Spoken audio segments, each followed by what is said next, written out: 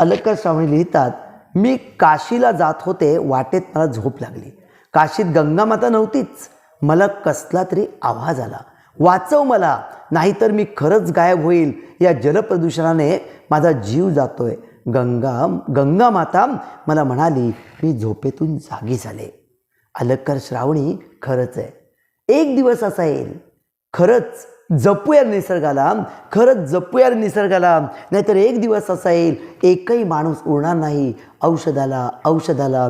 मी माझ्याच एका कवितेचा शेवट असा केला होता, जलप्रदूषण, वायू प्रदूषण, ध्वनी प्रदूषण आपण इतकं प्रचंड प्रमाणात करत आहोत की आणखीन काही दिवसानंतर खरंच सगळं गायब होईल, सगळं संपून जाईल.